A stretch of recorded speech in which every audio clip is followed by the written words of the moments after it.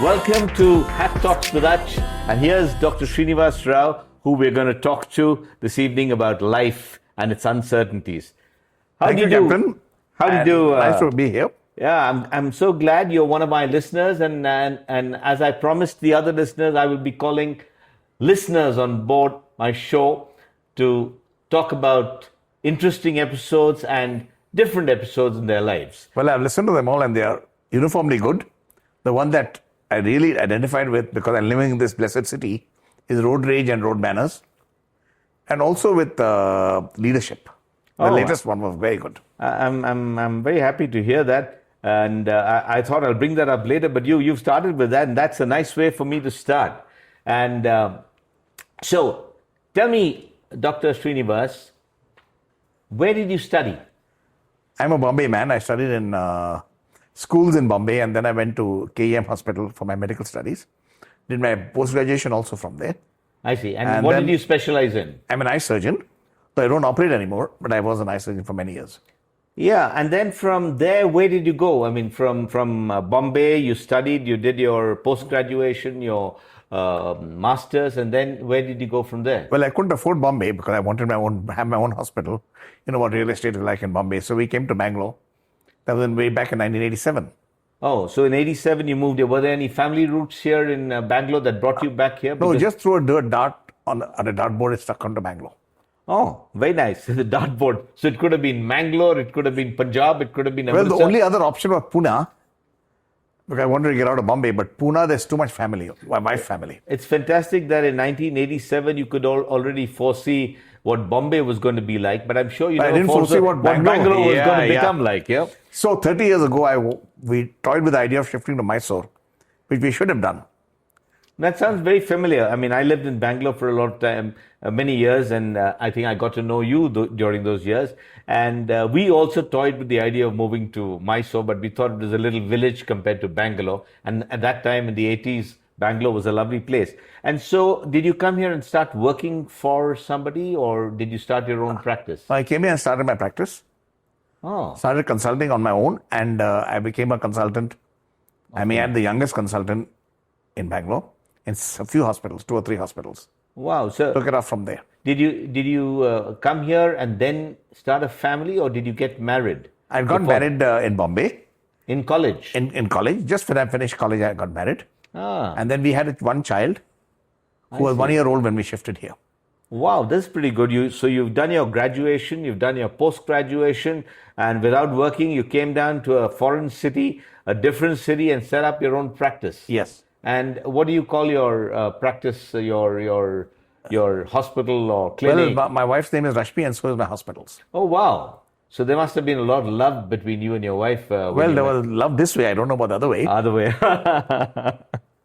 All right. So you started, I remember in the 90s and even in 2000, you were one of the really reputed ophthalmologists and eye surgeons in not only in Indiranagar, but in Bangalore, someone who was talked about. And you obviously built up a great practice. You were known to be a man of few words, but a lot of action and quick. You never gave people an appointment. They had to stand in queue or sit in queue. What was this all about?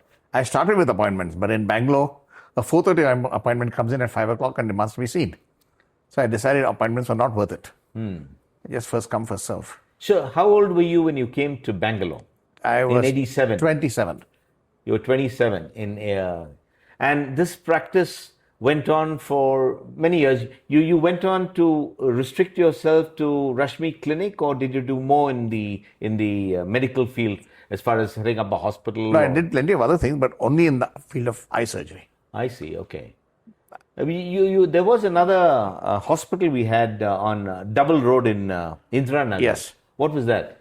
When I first built a small hospital, which I use now, then my brother and I built a big hospital on Double Road in Indiranagar, which was also called Rashmi.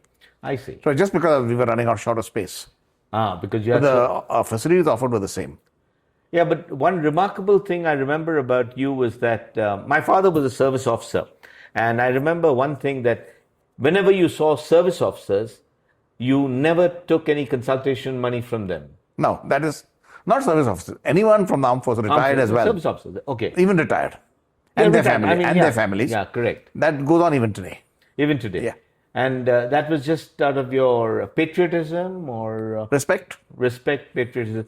And I also recall, I think there have been cases where people have told me that they would take their domestic help to you and they would offer to pay, but you would not take money from them either. Now, most domestic help, I wouldn't take any money. Yeah. So that you showed a kind heart in spite of showing such a tough exterior, which you had when you used to be so direct. You treat patients with directness and you would be quick in their diagnosis and their testing, and yet you had a very soft heart. Must have had.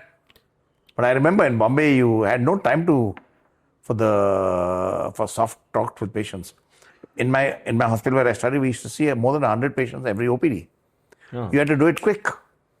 But you're one of the odd doctors who still follows that. Most doctors get into a little bit of small talk, and then in today's world, they're looking at machines or looking elsewhere before they diagnose you. You used to be focused, directly on the patient. I believed then and even now, I believe more in clinical examination than relying on machines, which is not the case today. Today, the first thing you do is get put on a machine, then the doctor sees the results. Yeah, this is a topic which is coming up in one of my future podcasts about our dependence on artificial intelligence rather than human intelligence. So it's a nice thing that I'm talking to a doctor about it, and he agrees with me. And did you have any other kind of interests apart from just medicine and clinic and coming home and then going back to the clinic, because it can be quite testing for my a major young doctor. Interest was in travel. Uh-huh. So my wife and I traveled a hell of a lot, along with the kids. During your years of practice? Yeah, even during the years. So how did you manage the practice while... I just shut it down.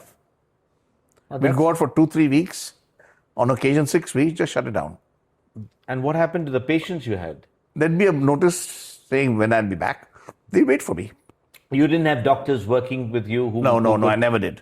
Oh, so it was basically one-man brand show. Dr. Srinivas Yes, Rao. That's it. Yes. Either you get him or nobody. So the patients were confident that they got what they saw. No hidden depths where there's some junior doctor comes and does the surgery, which is what happens in many corporate hospitals today. Absolutely. You go to see a specialist of repute and finally somebody else handles your case. And not that they're bad, but that's not what you opted for. It was our choice, yeah. And travel, you did a lot of travel within India? Well, not so much within India. With that I'm doing now, we did a lot of overseas travel. But that's where my interest lay. I see. And we'll come back to your travel in due course. How about any kind of sports? Did you play badminton? Or? Well, my wife loved badminton, so did I. We played at the club. But the sport that I really interested me was swimming. I would swim every single day, cold winter as well. I know. I recall hearing about your swimming, but who used to win the badminton matches between you and Rashmi? It was love all. Lots of love. That was a good cue. You took the cue very well. And so swimming. I remember everyone used to talk about, if I wanted to go and use the pool, I think at the Indiranagar Club, you used to swim once upon a time. Yes. In between your morning session and afternoon session. And you would do what, 50 lengths? 100. 100 lengths of a 25-meter pool. My God, I'm tired even thinking of it. Even at my peak, I could do maximum of 50. So this is something fantastic. And you kept yourself fit with that. I was very fit. And then what happened in life? You were at the peak of your career. You were doing fantastically well. You had a great reputation, large client base or a patient base, a trusted doctor. And then what happened? Well, when I was young, people would give an arm and a leg figuratively to be me because I had everything going. Cute girlfriend, great practice, everything was working out very well. Today, they have to literally give an arm and a leg to be me because my one arm and one leg don't work. I was in the swimming pool doing my usual laps. I'd finished about 70. And suddenly there was a bleed in my brain and I became paralyzed. Oh my gosh. They pulled me out of the pool, took me to the hospital, Manipal, which was close by, and they cut open my head, as you can see the scar, took the blood out. There was a big bleed, and I was left with a paralysis. So half my body is paralyzed now. So, is this a particular type of paralysis that you suffered? Because a lot of people do suffer a stroke, so to say, and then they have maybe partial recovery of 20-40%, and No, yeah. the difference is that those are thrombotic stroke, which are caused by blood clots. Those recanalize. But mine is a hemorrhagic stroke, which is caused by bleeding. That never recovers. Oh my God! So it's your left side, your Yeah. complete left side. So that And a must bit of speech. and a bit of speech. In fact, it's hardly detectable, I'm sure, because when you speak right now, we can understand and we yeah. can follow. There's hardly any lag or any No. numbness, which seems like it's there. But that must have brought your life crashing down. Oh, it was terrible. It crashed. I was not able to go to work, of course. But that apart, I could not sit up in bed to eat my meals. I couldn't walk to the dining table. I could not even go to the washroom. I had a male nurse who would help me because my wife could not support me. I'm too heavy for her. Everything stopped. Everything crashed. And then your practice. I mean, you're a person who worked with his hands. Yeah. I mean, you're a surgeon, and that must have also hit you. Oh, very badly. The love of my life was surgery. And I can't do even the smallest surgery now because I can't use my left hand at all. So do you still consult? I consult, yeah. You worked yourself back to consult. Oh, yeah, right. That was from the beginning. Tell me, doctor, what went through your brain during those years? I mean, at what age did you get this? I was 58. At 58. Just after my 58th birthday, this happened. My God, 58, and this thing happened. My God, it's really tragic. But what went through your head? Well, the first thing that went through my head is there was that for this kind of a stroke, the mortality rate is 90%. And I felt that I was one of the unfortunate 10%. Oh, don't say that, doc. Unfortunate 10%. Huh? All right. You asked me what went on through my head. I don't think so now, but I did think so at that time. Okay. I went into intensive care unit of psychosis. When you're admitted in the ICU for a while, you start losing it. Oh. And I went into that and depression. Severe depression. Very severe. And luckily I have family which is very supportive, my wife and both sons. So they were there. My sons live overseas. They came to India. They stayed with us. And I slowly got myself out of it. And I'm pretty much out of it now. Even though the paralysis remains, the depression's gone and I'm working on life the way I used to. So we still travel a lot. I still practice, but I don't operate. So you've learned to put that a little behind you and move on ahead for whatever's left. So life is not looking as bad as it was when you were there. No, it's not. You're kind of out of the ditch. Life is looking fairly good. That's I'm doing everything. That's very nice. And I'm doing more than any of my friends are doing. Able-bodied friends. And how often do you meet your children? They're both abroad, you said. Do you meet At least twice a year. I mean, they must give you some sort of energy, a new kind of energy. I have two granddaughters as well. Yeah. Oh, lovely. You're a tata. So are you. So you know the energy that children bring. Yeah, absolutely.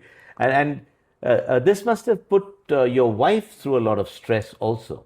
Oh, the stress for her was incredible. It is even now because in those days, I couldn't even go to the washroom. She had to support me, or if the male nurse was there, he would support me. And for a while, she had to feed me as well because I couldn't sit up. So she had to hold me while she fed me. It was very difficult for her. Oh. But she's very small, but she's very strong. Yes. I think kudos to Rashmi, Dr. Rashmi Rao, who's been your pillar of support during a really bad time and is still there with you. Yeah. I think that love all game which you had in badminton continues to prove that it works, and that's really fabulous. I'm so glad to hear this. The whole idea was that we talk about your life, and you are a source of inspiration for others who may go through incidents or occurrences in their life which they think are very, very bad, and yet you've come out of it. You've come out through depression, and you still, I see you travel a lot even now, even overseas. How do you manage the overseas travel? I have an electric wheelchair, and the airlines are very good. I saw the airports and staff at the airport. I take my electric wheelchair right up to the cabin door. I give it up there. They put it in the hold, and they give it to me at that cabin door when we land. But even when you go to tourist places, when you go somewhere which requires you to walk, how do you manage You'll that? be surprised at how many places, not just overseas, but in India also, are disabled friendly. They have ramps, and I find people are incredibly helpful.